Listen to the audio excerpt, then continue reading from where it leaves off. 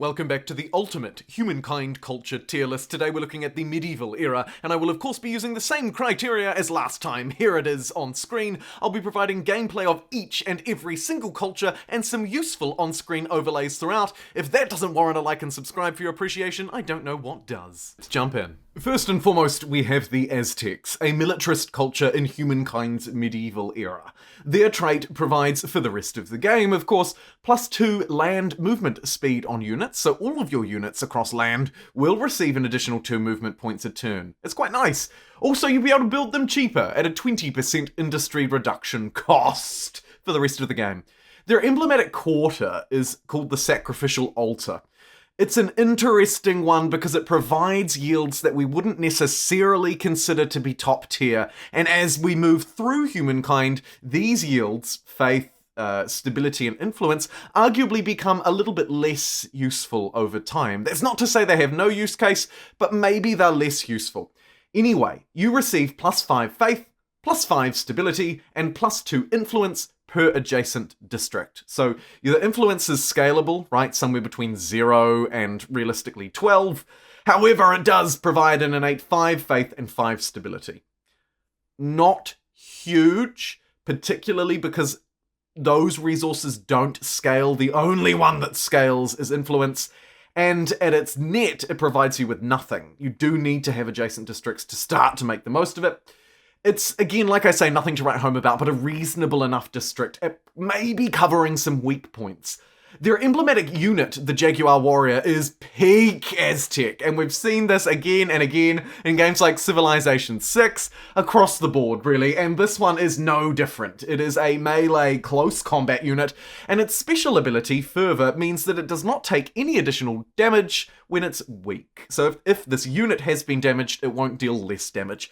Overall, it's a fairly cheap and easy melee unit to use, slightly unique within the medieval era, which tends to focus on cavalry, but again, it's really not a lot to write home about, and that is, in a nutshell, my opinion of the Aztecs. They are a reasonable culture, but really just not that strong. Their yields are average, as is their unit, and being a militarist, their stars aren't the most difficult to earn, but also arguably not necessarily the easiest. There's a little bit of situationality there. It is for that reason that I rank the Aztecs slightly below average at a C tier ranking. Next up, we have one of the more unique cultures, really in all of humankind. This is a very specialized merchant culture. I'm of course talking about the Byzantines. The Byzantines trait gives you +5%, so it's a percentage scaling, noting, money per alliance on all cities. +5% isn't a lot.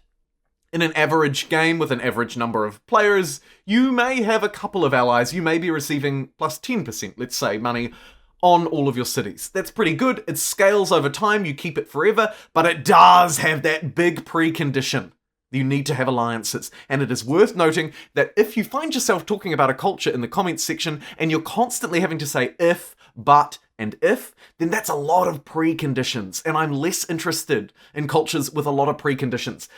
On that, let's talk about their emblematic quarter. This thing is insane in the right hands and dreadful in the wrong. It provides general good money, +3 money and +5 money per adjacent horses. Sorry, per horse deposit, including those traded from others. So if you can pick up 6 horses, you're getting +30 money, plus the innate +3.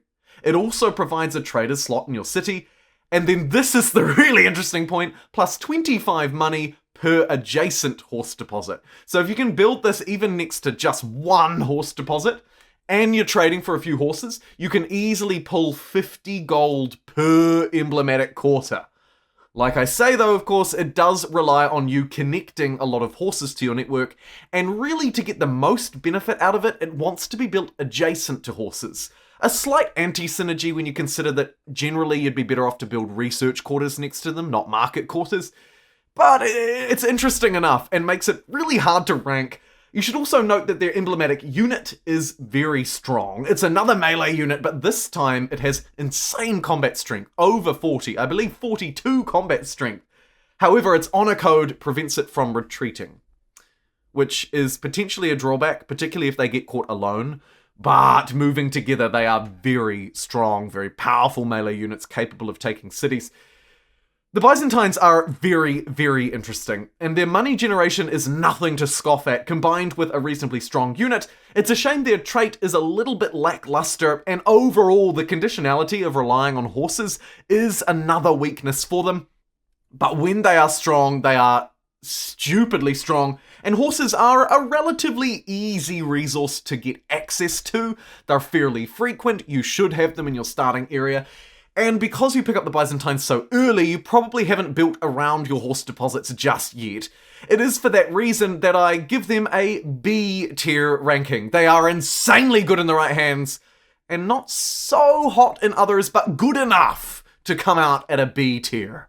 Now we have medieval England. The English are the only agrarian culture in humankind's medieval era, and they provide a trait called serfs labour, go figure, plus 7 food per number of attached territories on a city or outpost.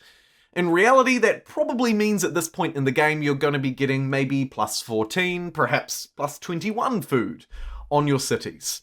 It's good, and it scales over time. Nice enough, and synergizes well with them being an agrarian culture. Their emblematic quarter is a spicy one. It is essentially just like a fortress, like the Mycenaean fortress, for example. What that means is you can place it wherever you want, within reason, within your territory. It does not need to be built adjacent to existing buildings, and that matters because you can maximize not only its strategic placement, but also its resource extraction. You're probably going to be getting a bit of food out of this bad boy from extracting adjacent tiles or what have you, and it provides an overall decent output. It also gives you, innately, plus 5 stability, plus 20 fortification, so it is a great fort, and more importantly, plus 3 combat strength in combat for units in or adjacent to the district. So it can buff up to 7 units with an additional 3 combat strength. Speaking of units, those of you who are familiar with Civilization 5, Civilization 6, and really any other historical strategy game will know that the English longbowman is iconic, maybe even more iconic than the Jaguar from the Aztecs. This unit does not let us down. It is a powerful, ranged unit with reasonable movement and great ranged abilities, really supported by the fact that it has indirect fire. This is the emblematic unit's unique point. Basically, your English longbowmen can attack units without a clear line of sight. Super good. Super good. Obviously, they're reasonable on the aggression, but they are really great on the defense, particularly if you combine them with your stronghold. And of course, they're a ranged unit, so naturally they are not so good at fighting close combat attacks, but you can attack over range. Overall, the English are a very, very solid culture. They don't do anything particularly spicy or different, except for the fact that their stronghold can be placed anywhere. Other than that, they are fairly run-of-the-mill, good unit, good trait, good abilities, and a good cultural affinity, agrarianship. It seems hard to rank them anything below average, but also really I'm reluctant to rank them anywhere too far above. At this point, I'm going to rank them at a high B ranking, and I want to note it's a close call here to an A tier, just because they are resoundingly good. Their relative power is good, their usefulness is good, and their fame gain is good. But I'm going to place them at a B tier. Frankly, our next pick is an interesting one. These are the Franks. They're an aesthete culture in humankind's medieval era. Their trait is universally fairly good. Crown Lands provides an additional 10% influence across the board. That's just a multiplier to your influence gain. Super good, scales over time. As I said at the start of the video, influence is arguably less useful as we move through the game. As you've enacted many of your civics, maybe you're connecting territories with money instead of influence. Many of us will end up doing that from time to time. Overall, there become less things for you to spend it on, but let's not take away from the aesthetic cultures just because of that. The emblematic quarter is an interesting one, and a somewhat familiar one. It provides a combination of yields that we're somewhat used to. It provides faith, influence, and science. The faith and science gains are natural. You don't need to do anything, just build the district and you get them. Plus 3 faith and plus 5 science. It's a good buff. It also receives +2 influence per adjacent district, again harping back to, let's say, the Aztecs, who also got +2 influence on their adjacent district. What did theirs give us? +5 faith and +5 stability. What does the Franks give us? Slightly less faith, but +5 science. Additional researchers slot at the cost of stability. In terms of overall power levels, their districts, therefore, could be considered to be fairly even. However, you could also argue that +5 science, particularly in a game where so far we've had very few scientific cultures to actually play by the time we get to the medieval era, you could argue that science is more important, and I tend to place a slightly more emphasis on it in the medieval context too. Their emblematic unit is one of my favourite in the game. It is a heavy cavalry with a heavy charge. Receives double the combat strength bonus, that's +6, when it is charging. These things are very powerful. Very, very powerful. But of course, you won't be taking down walls with them. They're unable to climb fortifications. So really, you want to be running down your opponent in an open field. Fun fact, by the way, the Franks were initially intended to be an expansionist culture, and now they're an aesthete culture. Kind of fun. Either way, I think that the Franks are a reasonable culture with good strength. But I'm going to use a line that I use from time to time, and I think it really does hold true. Nothing to write home about. They are markedly average. It is for that reason that I place them on the slightly lower end of this B tier average. I'm going to smash them in at the bottom, near the Aztecs, but comfortably above. And now we have the Ghanaians, the final merchant culture in Humankind's medieval era. The Ghanaians have a very interesting trait. It provides +5 money per number of accesses, that's a key point, to luxury resources, and also +5 money per access to strategic resources. Basically, any resource on the map will give you +5 money for the rest of the game, providing you have access to it. How do you get access? Well, you either build the improvement, if it's within your territory, or you trade for it. Yes, you do have to be on good terms to trade, a slight precondition, but really not a big one when you consider just how useful this trait is across the board. All of your resources give you +5 money, and all of the ones that you trade give you +5 money as well. Very strong. Next up, their emblematic quarter. Again, synergizes very well with what they're trying to do.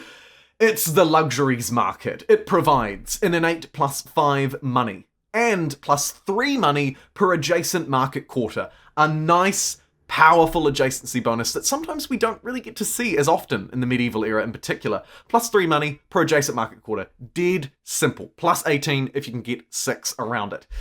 It doesn't stop there. You lose the standard 10 stability, you gain a standard trader's slot on your city, an extra job, but crucially also you get +1 money per number of trade routes. This, of course, applies to every luxuries market. 1 luxuries market per territory. Let's say you have 10 territories. You're getting 10 money per trade route every turn. You can get a lot of trade routes in Humankind, particularly on larger maps, but even on normal maps, there'll at least be a couple of AIs, even if they're distant, who you can trade with, and by the time you get to the medieval era, you've probably found them. So these benefits are usable, they are synergetic, they are very strong. I should also note their emblematic unit is kind of a spicy one too. It is both a cavalry and an anti-cavalry unit.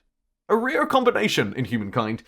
As a cavalry unit, of course, it's very good at hunting down ranged units, but it cannot climb walls. However, as an anti-cavalry, it receives +5 combat strength versus mounted units. And in an era where there are many a mounted unit around and we're relying on horsepower, that is very strong. I think the Ghanaians are a lot stronger than what perhaps the average player thinks of them. I reckon a lot of people haven't even given them a chance. And I'm here today to suggest that you do just that. I'm placing the Ghanaians at a very high-ranked A tier. I really do think they are incredibly powerful, incredibly synergetic. Money is always good. You can always put money to good use. And man, they do a great job at collecting a lot of that. From great to perhaps even greater, it's the Khmer.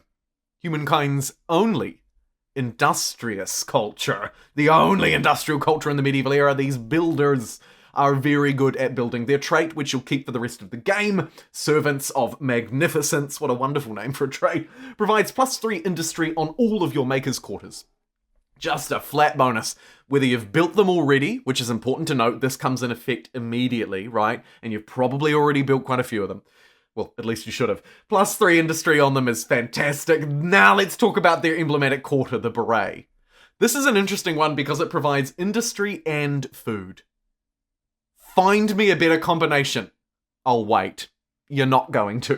+5 food is its innate bonus, which is wonderful, and it receives, kind of interestingly, +1 industry per population. That of course means it is synergetic with the fact that it's earning you food, right? Nice to have. It sort of feeds into itself. More importantly though, that is a really powerful ability that can scale over time. If I cast my mind back to when I rated the Greeks a C tier, I gave them that because despite their district giving you an additional 3 science per era, it doesn't really ramp up as quickly as I would like. This ramping is not perfect, but better, because it provides +1 industry per pop. There are more opportunities to get synergy, and definitely more opportunities to really ramp it up, but we're not done with it yet. Of course you lose the standard 10 stability, but you gain an additional workers slot, and +2 industry per adjacent river. So placement with the beret is arguably more important than most districts.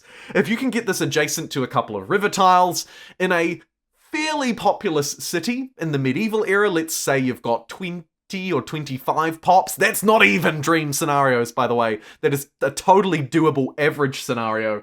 You're getting +5 food, +2 industry per adjacent river, +25 industry for your population, +3 industry on adjacent market quarters. You can see how this scales really wildly out of control, giving you a lot of food and crucially a lot of industry.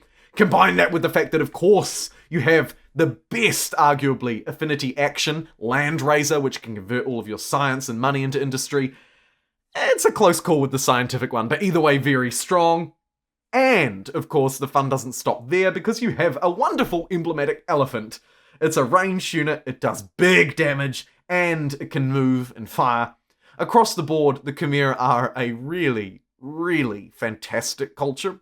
They don't necessarily have the insane industry of, say, the Egyptians, but they're a really powerful pick, combining food and industry, a great unit, and a wonderful cultural affinity action, bonus, and ability. It is without a doubt that I rank the Khmer as an A-tier culture, an S-tier culture in Humankind's medieval era. Next up, we have a culture I really struggled to rank, I have to be honest. It was really hard for me to place the Mongols because I wasn't quite sure how specific they are and whether those preconditions that they force upon a player to play them properly are either too numerous or too significant. Let me tell you what I mean. So, the Mongols are of course the spiritual successor to the Huns, and that is really apparent in their emblematic quarter, the Order. Just like the Huns' emblematic quarter, this thing replaces regular outposts. So any outposts you already have, or any you intend to build in future, will automatically be orders, or da. What does that mean? Well, it's actually really just a downside. They behave like normal outposts in all ways, except for the fact that you can't attach them to cities within the era. You can in future when they stop being orders and you change cultures, but within this era, as the Mongols, you cannot attach them to cities, which kind of does put you at a little bit of a bottleneck in terms of expanding your empire, right? These expansionist stars are going to be fairly difficult for you to earn unless you want to take them by force, which of course is what you really ought to be doing as the Mongols. They are a militarist culture.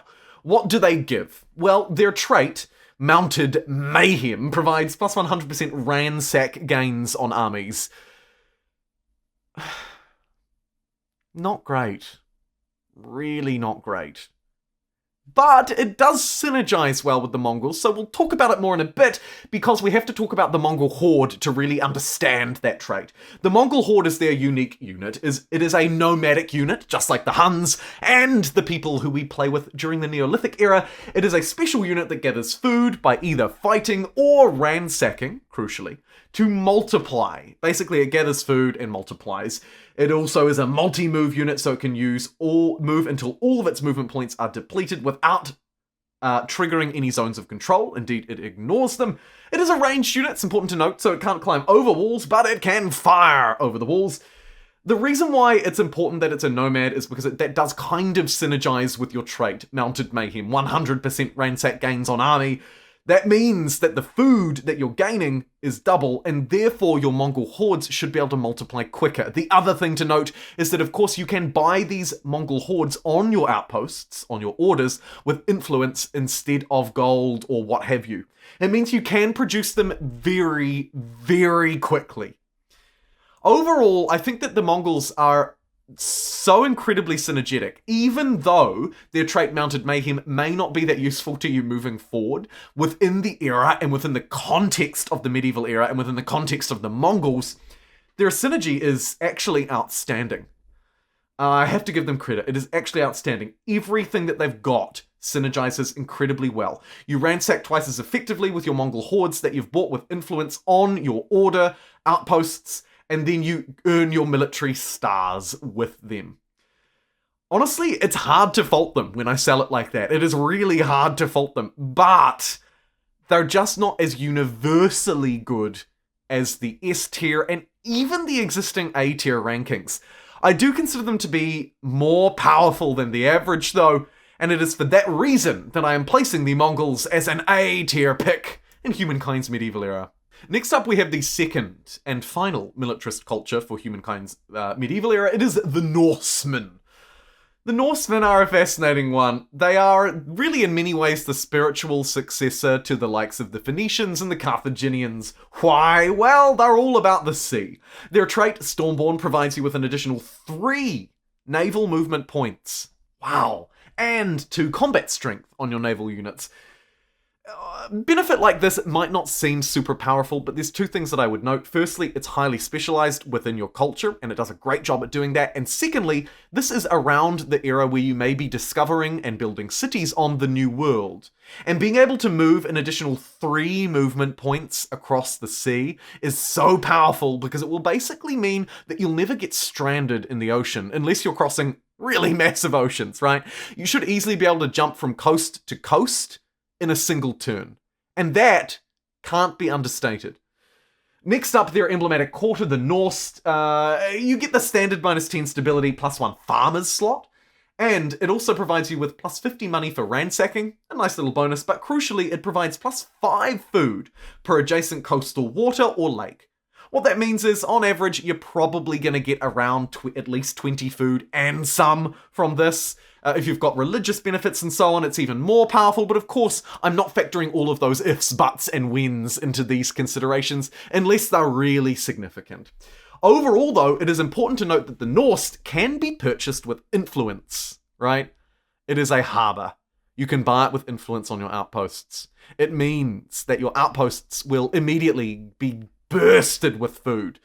So if you settle them in fairly high industry areas, which it's usually easier to do than food, you can then immediately build, almost immediately, a harbour with your influence and have some really powerful outposts from the get-go. Their emblematic unit, the Langskip, ignores penalties from deep water, which is nice, and it's a naval transport unit. Overall, you're probably not going to be using it that much, but it's nice to have and very synergetic. I actually think that the Norse are very powerful. Very, very powerful. Perhaps a little understated in the era.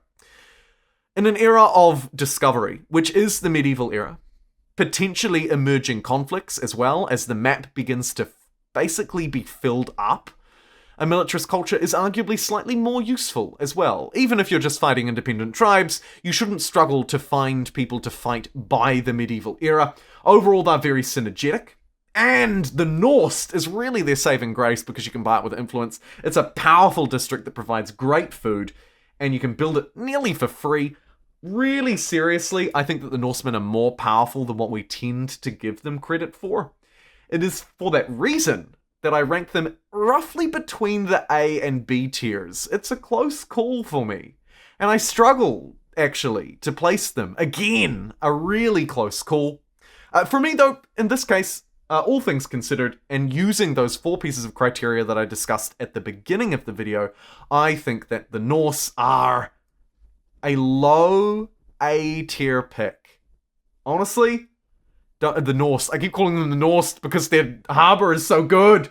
Don't forget about the power of the Norse. It's very easy, though, to also put them down here, right? I can see that going either way. And in fact, as I sit here and look at these other cultures, I think, actually, that might be a better spot. Let's place them smack bang average. The Rootin' Tootin' Teutons. Let's talk. Okay, they're a really interesting and specialized one, by the way, just to put that out there.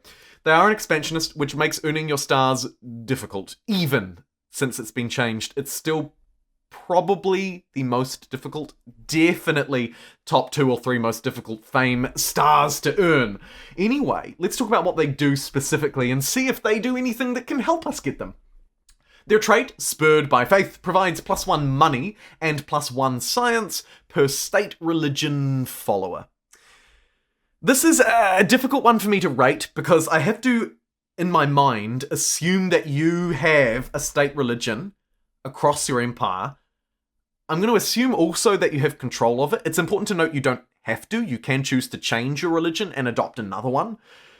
So it's difficult to tell how it would scale. Of course, it also relies on population, right? You need followers to follow your religion. So there are lots of preconditions to try and judge just how powerful this is. But overall, maybe you've got 50 followers of your religion, plus 50 science, plus 50 money. Great.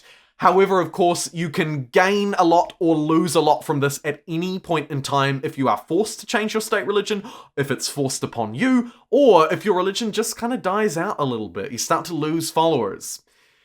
+1 money and +1 science isn't great either. It's not bad, but it's not great. Okay, what's next? The Kaiserdom is their emblematic quarter. This is a influence and faith generator. So there's some synergies there. Your unique district should provide you with enough faith to ensure that you have your state religion, okay? So I'm sort of factoring that in. What does it actually do? Well, it provides +3 faith per adjacent district, and then +1 faith per district. So it doesn't actually innately provide any faith. Of course, it provides +1 per district, and you probably have, 10 districts or something. Maybe you're getting +10 faith, and an additional 3 per adjacent. You can see how it could scale up to be around 30 faith fairly comfortably. It also provides a flat +3 influence and -10 stability. It is all about faith. And really, that's all it does. Yes, it gives you +3 influence, but in essence, this is a faith district, and the Teutons are a faith culture.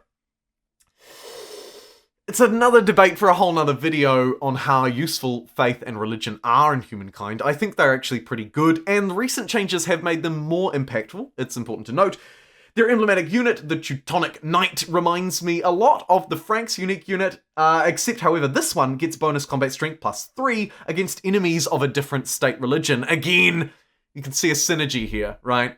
You use their district, build up your faith, get a bit of money and science out of it thanks to your trait, which scales over time, and then go crusading with your Teutonic Knights. I get it. The synergy is there, and I respect it.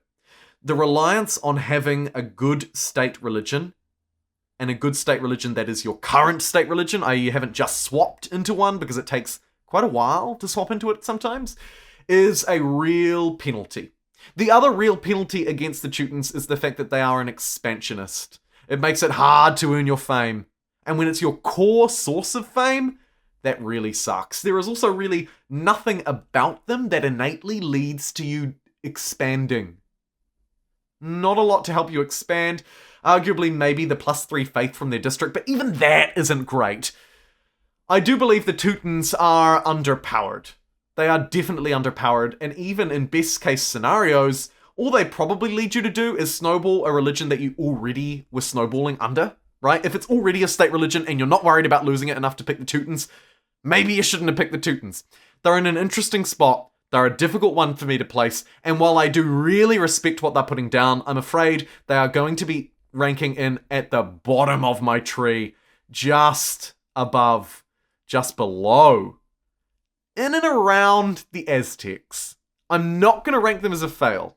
I think that would be too harsh. But there are a lot of conditionalities and not a lot of easy ways to get your main fame out of them. It's important to note. And finally, the Umayyads. A scientific culture, the only one in humankind's third medieval era. What do? Well, their trait, Learned Friends, provides plus 5% science per alliance on all cities. Think the Ghanaians, but for science instead of gold. We've talked about the usefulness of that already, so I won't dwell on that. However, science is always good.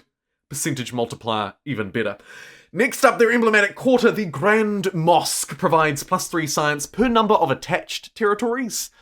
Maybe you're looking at plus 9 from it innately, but of course, if you have no attached territories, you're not getting a lot from it from the get-go, important to note. It also doesn't necessarily scale very well, but you can probably build, let's say, 3 of them in a city with 3 territories. They produce 9 each. It's around 30 science for that city. Not terrible, but not a lot to write home about. A pretty underpowered district. It provides plus 1 researcher's slot and plus 5 faith overall, so you do at least get a little bit of faith from it to make up for the fact that its science gains are nothing special. Just like arguably worse than the Greeks district. However, they do have a somewhat interesting emblematic unit. It's a cavalry unit that drains additional stability during sieges. There's a weird benefit, to be honest, one that I think a lot of us don't really care about or really take into account. It's definitely nice to hemorrhage your opponent's stability, scare off those peasants, but would I beeline this unit specifically for that ability? Probably not, right? It's good enough, but nothing special. Overall, you probably get a picture that the Umayyads are good enough, but nothing special. I'm getting mad Greek vibes out of them, to be honest. They are very similar in strength to the Greeks from the previous era. It is for that reason that it would logically be sensible for me to place them at C tier. However, I argue there is one difference that I will give them actually a whole tier upgrade for, and it's the fact that as the only scientific culture in the medieval era, you can not only use your scientific affinity and get pretty easy fame generation through those science stars, but more importantly, you can research into the following. You can research into the early modern. The reason why this is so important, why it's so important to be able to research into the early modern, is because you can unlock patronage. Patronage, of course, allows you to build those luxury resource manufactories, and the benefits from them really snowball. So this is a passive benefit, and it does rely on you having some luxuries, of course, to be able to build the patronage improvement, but you can get there quicker than literally anyone else. Even on Humankind difficulty, you can probably get there faster than anyone else. And it is for that reason, and really almost that reason alone, that I rank the Umayyads at a very average, middle of the road B tier. Above the Franks, not so sure about these guys, fairly even with them. And my goodness, that concludes this tier list ranking. What did you think of my medieval era? I know there's going to be a lot of you giving feedback in the comments below, and I encourage it. I probably won't go through and reply to every single one, because that just ends up me fighting with people about where the Greeks should be. But I do really respect the discussion, and it's particularly important because, you know, as people come through and read them, they sort of like them and reply to them, and I get a feel for which ones, in general, people feel that I was wrong about, and then which ones people are arguing a little bit more niche use cases. They're arguing a bit more around the fringes, but regardless, it's great to have your feedback. Looking at the list, I'm pretty happy with where I ranked everything. Things could move arguably up or down one, but you're going to get that in most tier lists just purely because of the personal experience element. Thank you very much for watching this absolutely mammoth effort to piece together this tier list video. If you did enjoy it, I would really appreciate a like rating in particular on this video. And until next time, I'll see you then. Take care and bye.